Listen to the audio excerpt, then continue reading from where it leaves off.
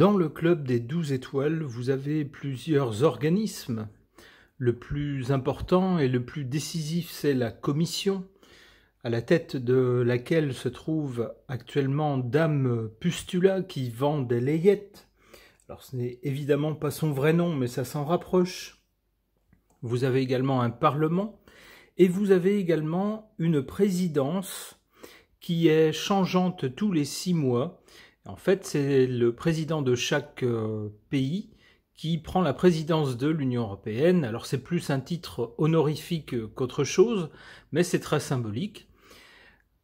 Cette présidence donc change tous les 6 mois. Tous les 6 mois, c'est un nouveau pays qui prend la présidence du club des 12 étoiles. Et bien voilà que depuis le 1er juillet, il s'agit d'un pays d'Europe centrale qui s'est plusieurs fois fait remarquer pour être en désaccord avec les décisions bruxelloises. Et le leader de ce pays, le chef de ce pays, qui a déjà été dans le passé président de ce pays, est considéré comme une espèce de trublion dans le club des 12 étoiles. Il s'agit d'un certain Victor, et pour son nom de famille, pour ne pas risquer une censure, on va l'appeler Monsieur Storban. Alors, qu'est-ce que les cartes peuvent nous dire de ce monsieur? C'est la question que je vais leur poser, sachant que l'une des premières choses que ce monsieur a fait lorsque son pays a pris la présidence du club des 12 étoiles au début juillet, eh bien, c'est d'aller faire une visite au très grand pays qui se trouve à l'est de l'Europe et qui est actuellement en conflit avec un pays jaune et bleu. Alors évidemment, ça a été la stupeur à Bruxelles. On a frôlé la crise cardiaque en se demandant ce qu'il faisait. Mais ce monsieur sait très bien ce qu'il fait apparemment et entend bien imposer plus ou moins son agenda. Voilà quelqu'un d'atypique, alors qui ne fait certainement pas que des bonnes choses, mais pour lequel je me pose des questions, j'aimerais en savoir plus, et pour voir ce que les cartes peuvent m'en dire, j'interroge à son sujet mon tarot.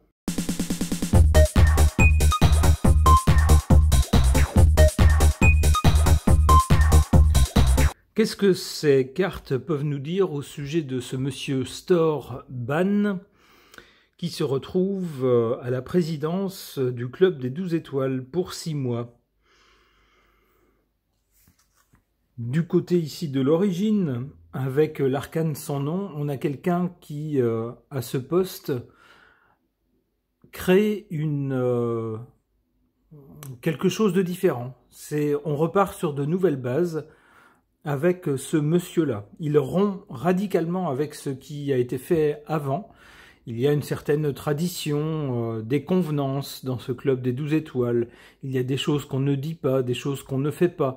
Et puis d'autres choses, même si on est plus ou moins d'accord, bon, il est convenu de s'afficher en accord avec certaines valeurs, et puis contre certaines personnes, etc. Eh bien, ce monsieur rompt radicalement avec ces traditions, ces convenances. Il n'en a rien à faire.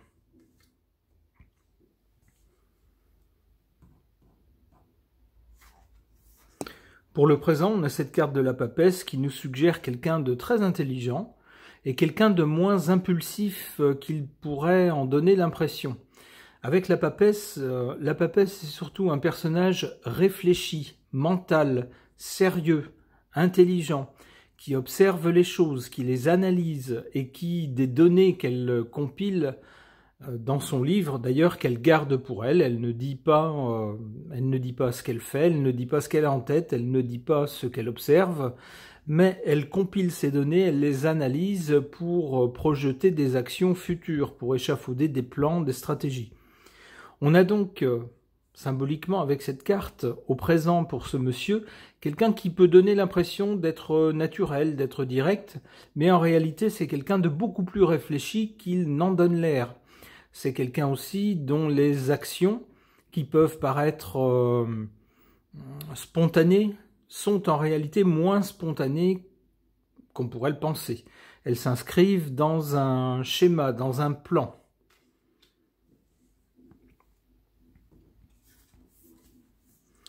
Du côté du résultat ou de l'avenir proche, on a la tempérance. La tempérance, dans une situation conflictuelle, arrondit les angles, essaye de trouver des synonymes moins violents pour certains mots, vous voyez ce genre de choses. Dans une situation qui n'est pas conflictuelle, la tempérance a tendance à remplacer un mot pour un autre et puis un petit peu, édulcorer le discours de façon à tromper les gens. Alors ici, avec ce personnage-là, qui est réputé sulfureux, justement, qui est réputé être le trublion et qui a commencé en fanfare en faisant une action que personne n'aurait osé faire, aller faire une visite officielle au grand pays tout à l'est, duquel on parle du bout des lèvres en se bouchant le nez, en disant qu'il est vilain, qu'il est vilain, qu'il est vilain, eh bien lui va directement rendre visite à ce chef d'État. Alors ça peut paraître très provocateur, ça l'est d'ailleurs, mais cette carte de la tempérance, ici, du côté de l'avenir, semble nous dire que ce monsieur n'en rajoutera pas dans la provocation, avec la tempérance.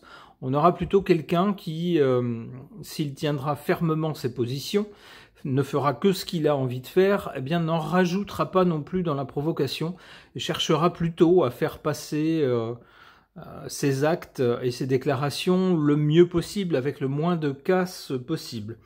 Avec la tempérance, en tout cas, on a quelqu'un qui ne cherche pas à tout casser.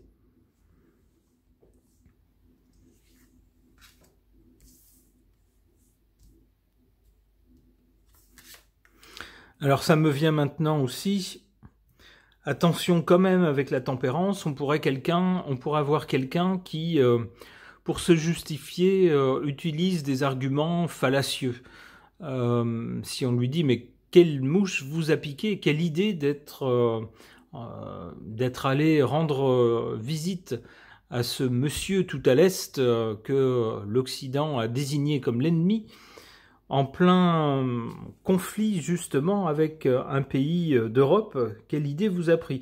Il se pourrait, avec la tempérance, que ce monsieur tente de justifier ça par des arguments complètement à côté de la plaque, histoire de dire, à question débile, réponse débile.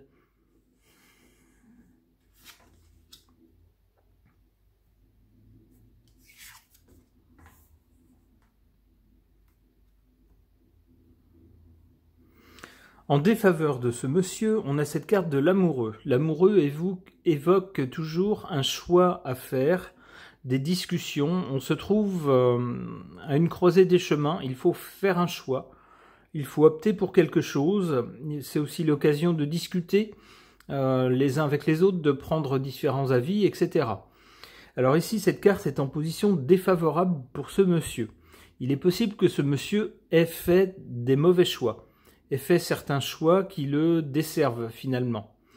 C'est la première possibilité. L'autre possibilité d'interpréter cette carte, ça peut être également que ça soit finalement quelqu'un qui, dans certaines situations, ne sache pas choisir, n'arrive pas à trancher de façon nette. En voulant ménager la chèvre et le chou, il dit parfois peut-être que oui, et puis le lendemain, finalement, probablement que non, et puis finalement tout le monde s'y perd, on ne sait plus du tout où il se situe. Lui-même le sait-il? Mystère. Alors ça ne correspond pas trop au personnage qui a plutôt l'habitude d'avoir des attitudes et des déclarations extrêmement tranchées, quitte à être désagréables pour certains. Donc j'y verrai avec cette carte de l'amoureux plutôt certains choix qui vont lui être défavorables, qui ne vont pas lui porter chance. En tout cas, sur la ligne du présent, avec cette première visite officielle, c'est déjà une première action, un premier choix de sa part, qui lui vaut une volée de bois vert en retour. En carte favorable pour ce monsieur, le pendu. Le pendu évoque toujours une situation dans laquelle on ne peut pas agir soi-même. On n'est pas acteur, on n'est que spectateur d'une situation. Alors c'est pas forcément négatif.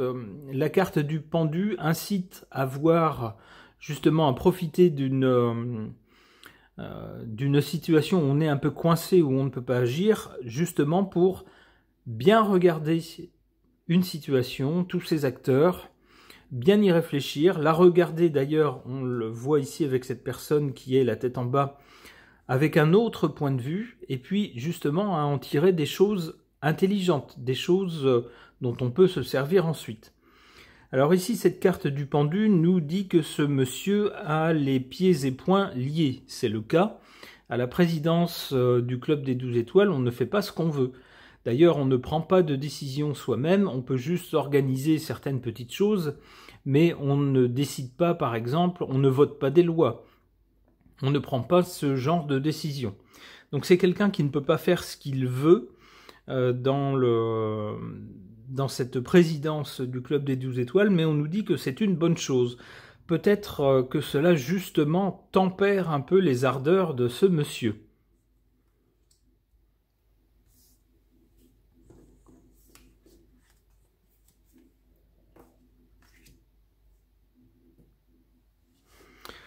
Du côté de l'avenir ou du résultat, donc d'abord on a la tempérance, c'est peut-être quelqu'un qui va mettre un petit bémol au genre d'action qu'il a commencé par faire. Il a commencé par peut-être ce qui pouvait le plus fâcher Bruxelles en ce moment, aller voir celui qui est désigné comme l'ennemi juré.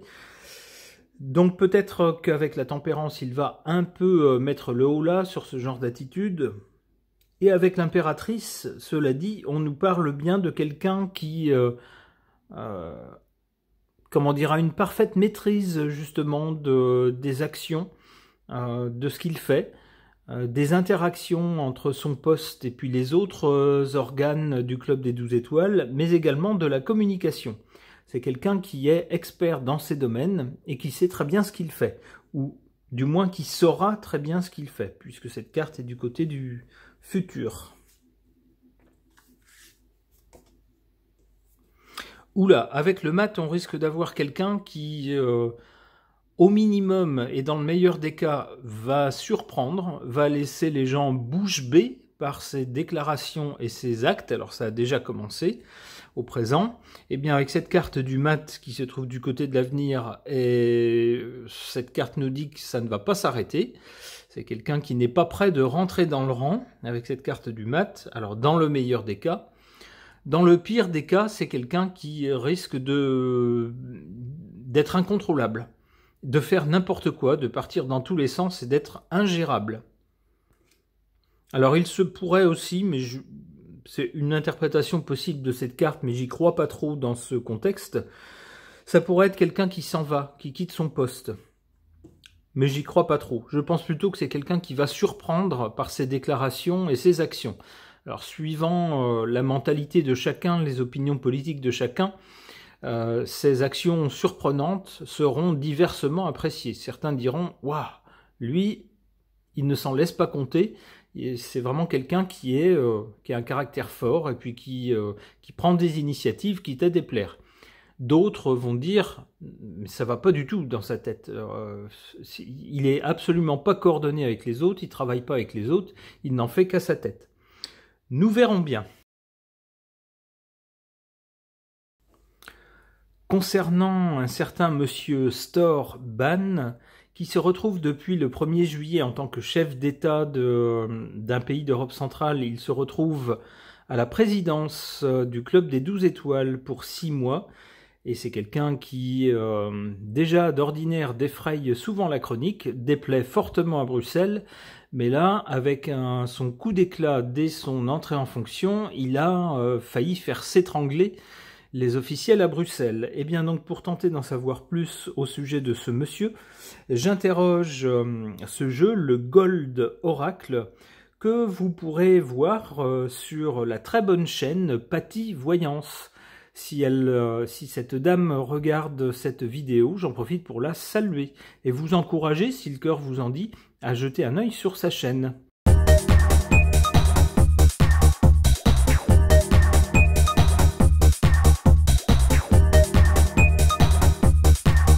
Qu'est-ce que ces cartes suggèrent au sujet de ce monsieur Store Ban ?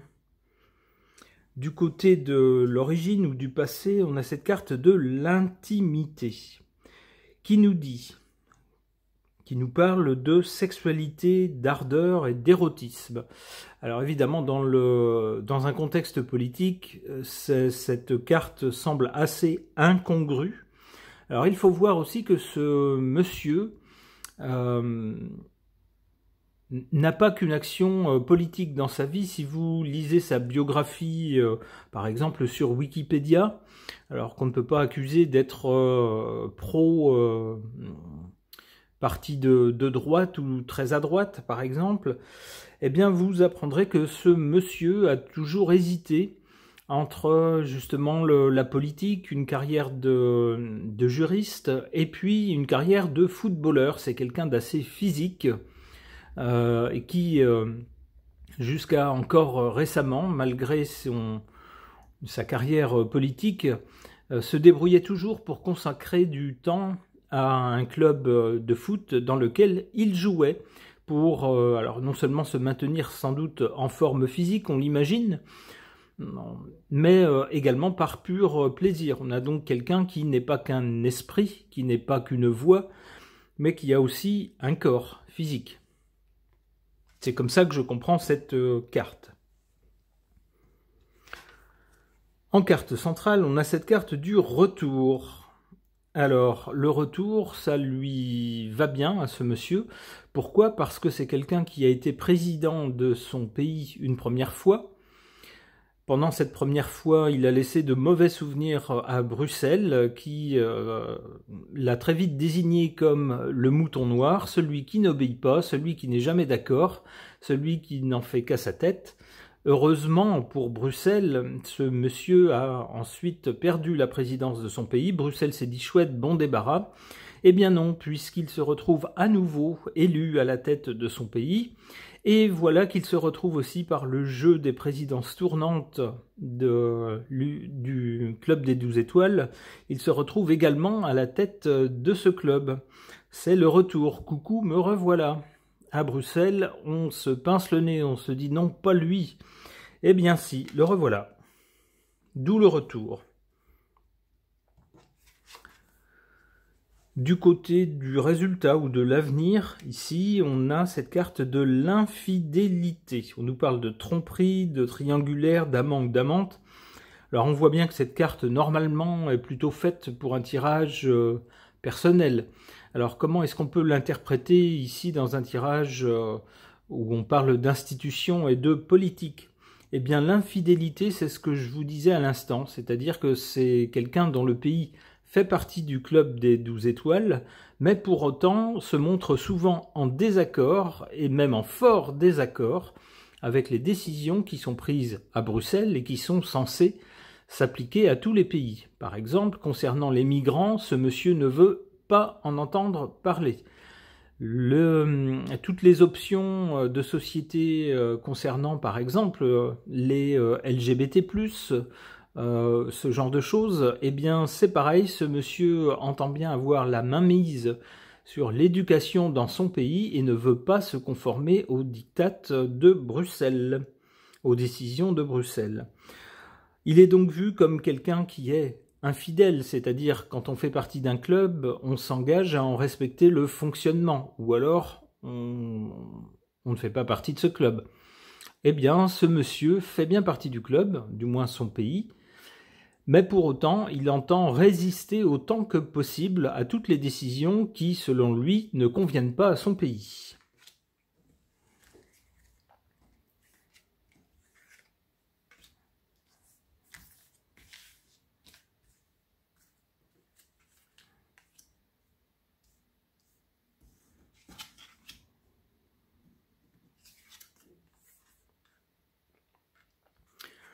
En carte défavorable, pour ce monsieur, on a la carte du patrimoine qui nous parle de propriété, de transaction et d'acquisition.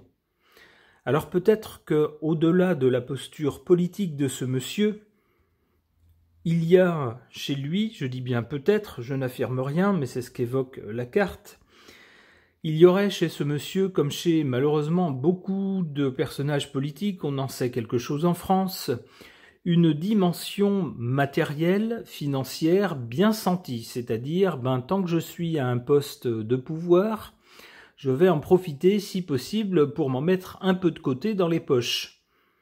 On aurait ce genre de mentalité, c'est-à-dire quelqu'un qui travaille peut-être pour les intérêts des uns ou des autres, mais aussi au passage qui n'oublie pas les siens. Et cette carte étant en position défavorable, il se pourrait que ça joue des tours à ce monsieur, qu'on le lui reproche. Alors soit que ce soit quelqu'un qui, de ce côté-là, s'en mette un peu trop dans les poches, soit que ce soit quelqu'un qui, du point de vue de tout ce qui est transactions financières ou options économiques, ne respecte pas trop les règles et cela joue un peu trop perso, pour être honnête. En faveur de ce monsieur, en revanche, on a cette carte de l'équilibre, qui nous parle de stabilité, d'équité et de cohérence. Alors, la cohérence, oui, c'est quelqu'un qui ne plaît pas à tout le monde, évidemment, mais qui a toujours été cohérent dans sa démarche, dans ses déclarations, dans ses actes.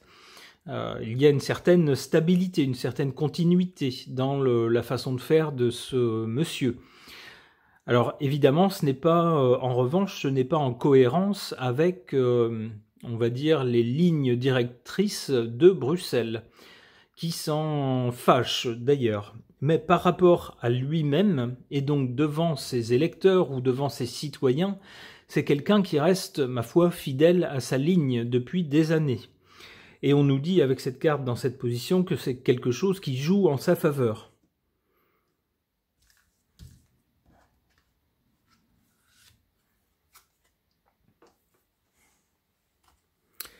Du côté de l'avenir, après la carte de l'infidélité, on a cette carte de la nostalgie qui nous parle de souvenirs, de regrets et d'occasions manquées. Alors, ça sera peut-être le cas à l'avenir, peut-être que ce monsieur confiera que par rapport à une certaine époque, il aurait dû agir de telle ou telle façon. Et qu'avec le recul, il s'aperçoit qu'il n'a pas agi de la bonne façon. Peut-être qu'il aura fait quelque chose qu'il n'aurait pas dû faire, ou au contraire, qu'il n'a pas agi alors qu'il en avait l'opportunité.